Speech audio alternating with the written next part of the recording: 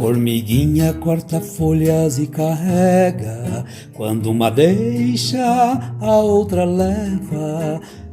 Vejam só que mistério glorioso, a formiguinha ensinando o preguiçoso.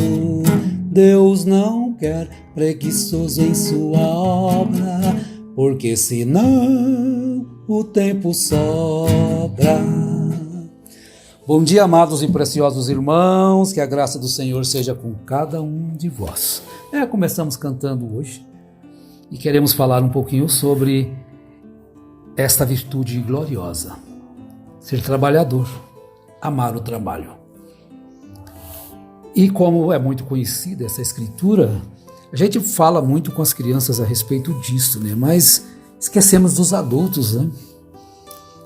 Mas vamos lá, o que Salomão diz em Provérbios 6:6? Vai ter com a formiga, ó preguiçoso, olha para o seu caminho e ser sábio, a qual, não tendo superior, nem oficial, nem dominador, ensina-nos algo muito valioso aqui, hein? Presta atenção.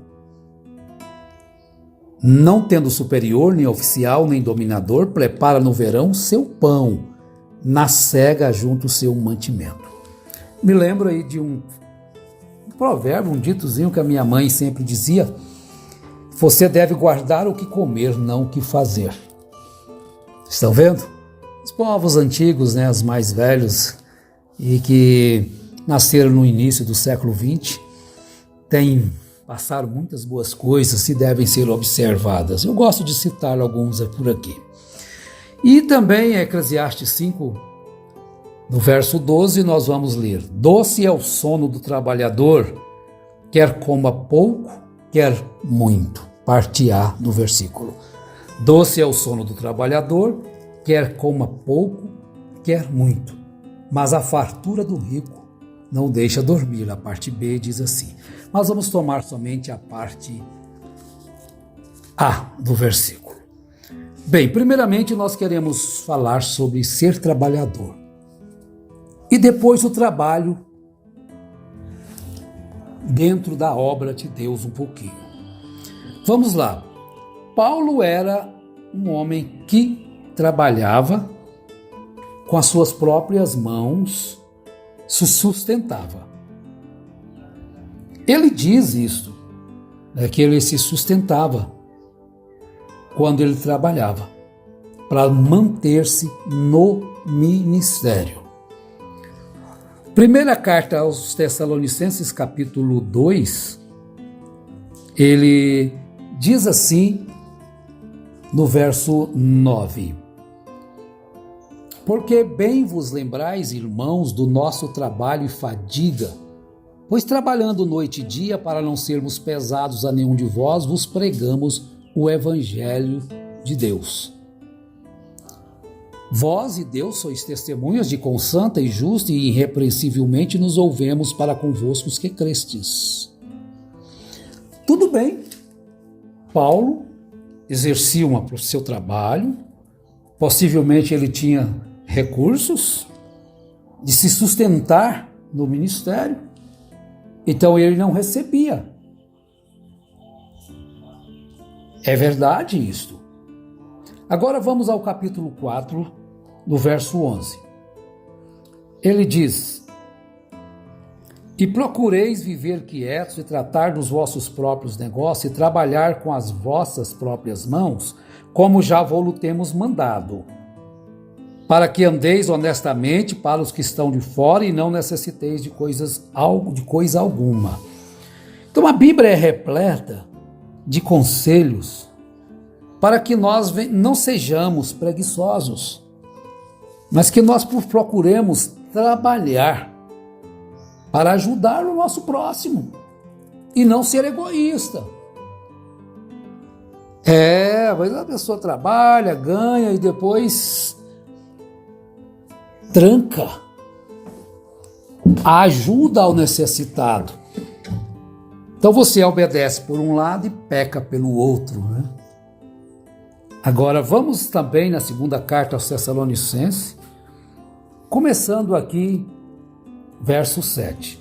Porque vós mesmos sabeis como convém imitar-nos, pois que não nos ouvemos desordenadamente entre vós.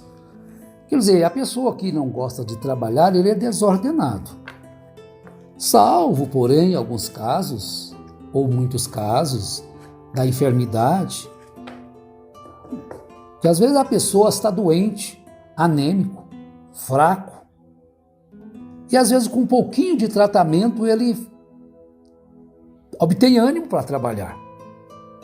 Ele deve procurar, sim. Os irmãos devem encaminhá-lo tal para um trabalho e não simplesmente o enxotá-lo, né? Ele continua: nem de graça comemos o pão de homem algum, mas com trabalho e fadiga, trabalhando noite e dia, para não sermos pesados a nenhum de vós. Não porque não tivéssemos autoridade, mas para vos dar em nós mesmos exemplo para nos imitardes. Qual que vale mais, a palavra ou a ação, né? O exemplo? Ou trabalhar. Eu posso trabalhar, vou trabalhar, ajudar os irmãos também. Porque quando ainda estávamos convosco, vos mandamos isso, que se alguém não quiser trabalhar, não coma também. Porquanto ouvimos que alguns entre vós andam desordenadamente, não trabalhando, antes fazendo coisas vãs.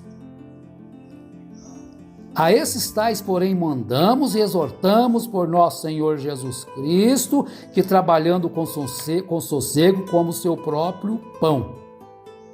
E vós, irmãos, não vos canseis de fazer o bem. Então vejam bem que o trabalho, ele dignifica o homem. Todo o trabalho. Graças a Deus que as pessoas hoje têm perdido aquele preconceito de inferiorizar as pessoas porque trabalham num serviço inferior ao dele. Não, todo o trabalho, todos precisam dos trabalhos. Todos precisam do gari, todos precisam do faxineiro, como precisam do médico. Todo trabalho dignifica o homem, a mulher.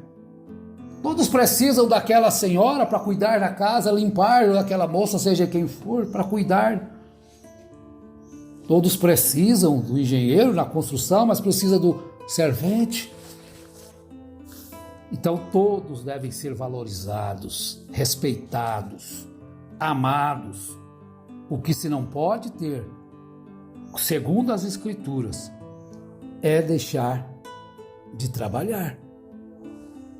Porque ele diz, Paulo diz no capítulo 4 de Efésios, no verso 28, também ele diz assim: aquele que furtava, não furte mais. Antes trabalhe fazendo com as mãos o que é bom, para que tenha que repartir com aquele que tem necessidade. Estão vendo? Como o trabalho dignifica o ser humano? Eles chegam a dizer assim: serviço de criança não rende nada, mas seria tolo é aquele que dispensa o serviço de uma criança. Você compreendeu? Porque não é pelo que ele faz, o tanto que ele faz, é pelo que ele aprende. Serviço de criança não rende, mas tolo é aquele que dispensa o trabalho, a ajuda da criança. É bom quando se vê uma criança ajudando o pai, a mãe, a tia, seja quem for. Aquilo é um prêmio que não se deve tirar dela. Agora vamos à segunda parte. Mateus capítulo 10, verso 10. Não possuais ouro, nem prata, nem cobre em vossos cintos. Jesus mandando os 12 em sua missão. Não possuais ouro, nem prata, nem cobre em vossos cintos, nem alforjes para o caminho, nem 2 túnicas, nem alparcas, nem bordão, porque digno é o operário do seu alimento. Jesus os mandou trabalhar na obra, anunciar o evangelho. E em qualquer cidade ou aldeia que entrardes, procurai saber quem nela seja digno, e hospedai-vos aí até que vos retireis. Então eles iam levar o evangelho e eles receberiam a hospedagem, a alimentação, Então, quando eles iam, eles andavam, não tinha gasto com viagens, né? É a mesma coisa que Jesus está dizendo para os dias de hoje. Não precisa de interpretação. Ele está dizendo que o operário é digno do seu alimento, do seu sustento. Às vezes as pessoas veem aí tanta coisa sobre dinheiro. Eu ouvi um pregador dizendo a respeito de um outro que tem milhares de seguidores, ele condicionando a salvação, a pessoa a dar dízimos, condicionando salvação a dar dízimo. E eu vivi por 45 anos num sistema assim, que chegavam a dizer, e dizem até hoje, eu acredito, haverá muitas pessoas dizimistas no inferno. Esquece, dar dízimo não salva, né? O que ele está dizendo, está correto. Só que no céu não terá nenhum que não foi dizimista. Condicionou também a salvação ao dízimo, forçando as pessoas a darem os dízimos. Você ensina a contribuição na igreja, não cobra. Ensina, a igreja precisa, o templo para manutenção. E Jesus disse que o obreiro é digno do seu alimento, do seu salário. E agora vamos para Paulo, ele trabalhava, mas ele era central. E vamos ver aqui na primeira carta aos Coríntios, verso 9. Ele diz assim a partir do verso 3. Esta é a minha defesa para com os que me condenam. Não temos nós direito de comer e de beber?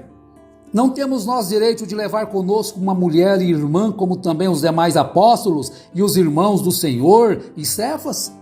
Ou só eu e Barnabé não temos direito de deixar de trabalhar? Quer dizer, ele trabalhou, mas chegou um ponto que ele já estava precisando de parar de trabalhar, né? E eles achavam que ele não podia deixar. Quem jamais milita à sua própria custa? Quem planta a vinha e não come do seu fruto? Ou quem apacenta o gado e não come do leite do gado? Digo eu isto segundo os homens? Ou não diz a lei também o mesmo? Porque na lei de Moisés está escrito: não atarás a boca ao boi que trilha o grão. Porventura tem Deus cuidado dos bois? Ou não diz isso certamente por nós, os pregadores, os missionários? Certamente que por nós está escrito: porque o que lavra deve lavrar com esperança, e o que debulha deve debulhar com esperança de ser participante. Se nós vos semeamos as coisas espirituais, será muito que de vós recolhamos as carnais? Se outros participam deste poder sobre vós, por que não mais justamente nós? Aí você não dá o dízimo de Deus para a igreja, não dá as ofertas, contribuição, dá para o governo, dá para o Estado. Ah, lá é obrigado a dar. Aqui não é obrigado, não, aqui é graça. Mas é porque é graça, então relaxa. O dízimo do diabo é muito maior. O dízimo do diabo não é um pouquinho, não. O dízimo do diabo leva até a sua vida. Mas nós não usamos desse direito, antes suportamos tudo para não pormos impedimento algum ao evangelho de Cristo.